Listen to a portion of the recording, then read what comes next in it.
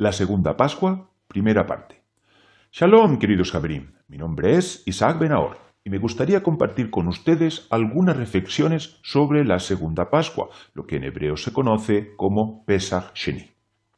Como es sabido, Pesach es presentada dentro del conjunto de las festividades de la Torá como el paradigma de la libertad y la redención.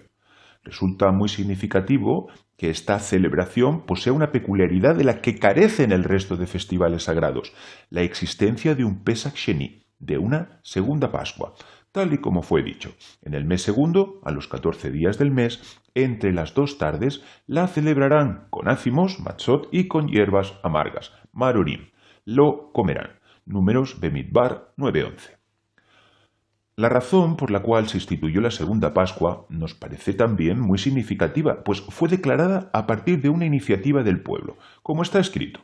Pero hubo algunos que estaban impuros a causa de muerto y no pudieron celebrar la Pascua aquel día, y vinieron delante de Moisés y delante de Aarón aquel día, y le dijeron a aquellos hombres: nosotros estamos impuros por haber tenido que tocar cadáver, ¿por qué seremos impedidos de ofrecer ofrenda a su tiempo entre los hijos de Israel?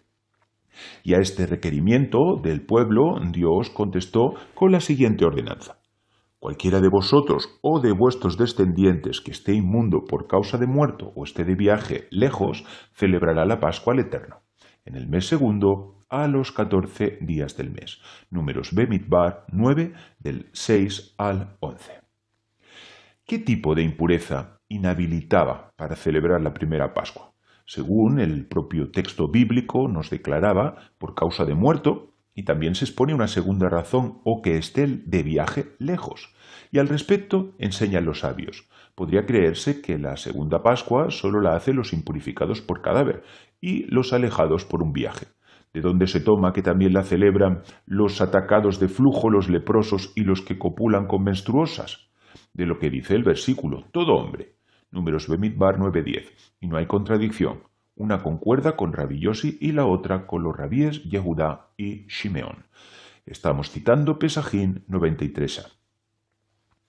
A tenor de nuestra Guemará, los supuestos que impedirían la celebración de la primera Pascua serían: contaminación por muerto, que en hebreo se conoce como Tumat Met; alejamiento a causa de un viaje; la emisión de flujo seminal, el Zab; una afección de lepra, el Zarat; y aquel que se había llegado a una mujer en su costumbre, esto es, a una mujer nidá. Y por todos estos motivos les estaba prohibido al israelita sacrificar el Corbán Pesaj, el Cordero Pascual, en el 14 de Nisán, lo que provocaba que para este colectivo la celebración fuese postergada al día 14 del mes siguiente, que es el mes de Iyar. Y todo esto nos invita a una profunda reflexión, pues que una pequeña porción del pueblo no pueda realizar esta mitzvah, este mandamiento, es motivo suficiente para duplicar, por así decirlo, la celebración de una festividad.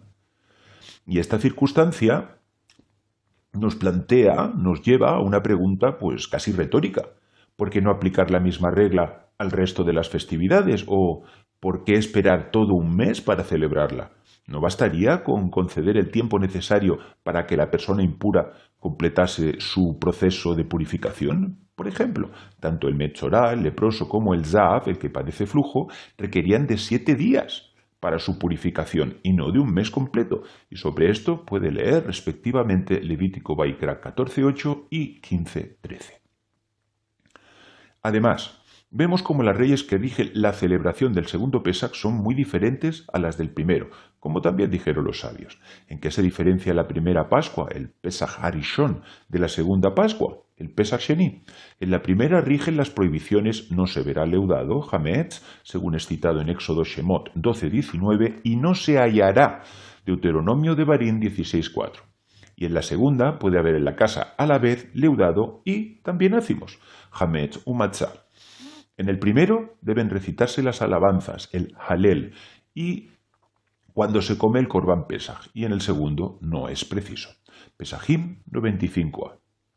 La citada expresión Hametz u Matzah nos retrotrae a las 4 preguntas formuladas por el más pequeño de la casa durante el Seder, el conocido Ma Nishtana, cuya primera cuestión es precisamente ¿por qué todas las noches comemos leudado y ácimo, hametz umatzah, y esta noche solo comemos ácimos? Y esta es una pregunta que a priori es difícil de entender, pues ¿en qué casa se come matzá a diario? Ya que dicha costumbre era privativa de los sacerdotes y en la época del templo, quienes comían de las ofrendas vegetales, de las llamadas menajot, que consistían precisamente en panes ácimos. Incluso existe una historia en la Torá que vendría a reforzar la idea de que más allá del servicio del templo, el consumo de ácidos en las casas estaría siempre ligado a la festividad de Pesaj, como versa: y entraron los ángeles en su casa, y él, Lot, preparó para ellos cena y coció ácimos, matzot, y comieron. Génesis Bereshit 19:3.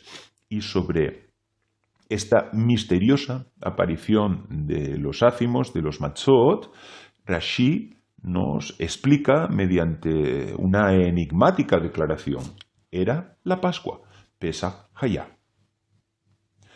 Como es sabido, el hametz, el leudado, es un símbolo del pecado.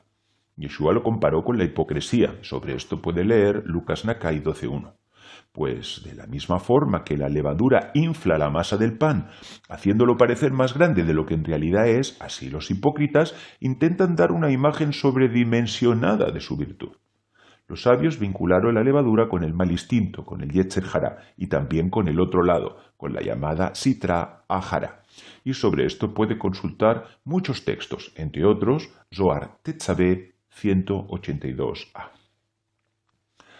El primer Pesaj, en el cual toda la levadura es removida de las casas, donde ésta no se verá, lo yimatzé, y no se hallará, lo yeraé, vendría a ser la expresión profética del Israel que es redimido, por así decirlo, en una primera tentativa, correspondiéndose con aquellos judíos que reconocieron en Yeshua a su esperado Mesías, y de esta forma sus pecados fueron lavados, y tanto ellos como sus casas limpiadas de todo resto de leudado, de hametz, y aún más importante de cualquier levadura, seor.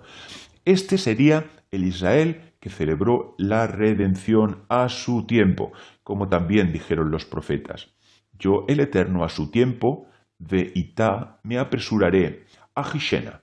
Isaías Yeshayá 60:22. Yeshua declaró sobre el Israel de su tiempo: alzad vuestros ojos y ved los campos, que ya están blancos para la siega. Juan Yohanan 4:35. Y esto lo dijo cuando aún faltaban 4 meses para la siega, por lo que se correspondería con la parte de la citada profecía donde dice me apresuraré. El segundo Pesaj vendría a insinuarnos al colectivo que no aceptó la redención del Mesías en su primera venida, pues la declaración de los sabios que venga el Mesías pero que yo no lo vea, Sanedrín 98b, resultó ser, aunque a nivel retrospectivo, tristemente profética, pues los líderes de aquella generación no vieron o no quisieron ver en Yeshua a la esperanza de Israel. Jeremías Yermeyá 14:8. Esperanza, esto es, la mikve, donde sus pecados podían haber sido lavados, pues los transgresores también son llamados muertos, y a estos se asimilarían simbólicamente el Metzorá, el leproso, y el Zab, el que padece flujo. Y los que se contaminaron con ellos, con esa Tumat Med, serían aquellos que no se alejaron de los transgresores, dejándose arrastrar por sus malos consejos, y no dejando que los muertos enterrasen a sus muertos.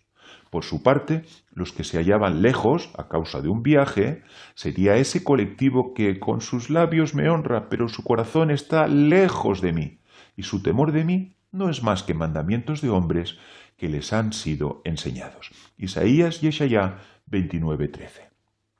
Mas con todo, el Eterno concedería a su pueblo una segunda oportunidad de redención, como también nos insinúa las 2 veces que se repite en el antes citado pasuk el enunciado en aquel día, Bayom Hahu. Recordamos, pero había hombres impuros por cadáver que por ello no podían ofrendar el cordero de Pesaj en ese día, Bayom Hahu. Con tal motivo, se presentaron ante Moisés y Aarón en ese día, Bayom Hahu. Números Bemidbar 9:6. Una expresión que alude precisamente al fin de los tiempos, como también fue dicho en aquel día, Vayonahu, el Eterno será uno y su nombre será uno. Zacarías, Zecharía 14:9. Pues incluso a través de una profética segunda Pascua, de un Pesach Sheni, Dios no olvida ni desampara a su pueblo, como también nos insinúa lo dicho. En el mes segundo, en el día 14, entre las 2 tardes, lo celebrarán. Números Bemidbar 9:11. Lo celebrarán Yahashú. Esto es, serán redimidos en el regreso de Yeshua. Y aquí lo vemos en nuestro gráfico como Yahashú, lo celebrarán, son las mismas letras de Yeshua. Y en esto también se cumpliría lo dicho por los profetas, y será en aquel día, Bayom Hahú, que engrandecerá el Eterno su mano por segunda vez, Shenit, para reclamar el remanente de su pueblo. Isaías Yeshayá 11:11. Y hasta aquí nuestro shiur de hoy. Shalom.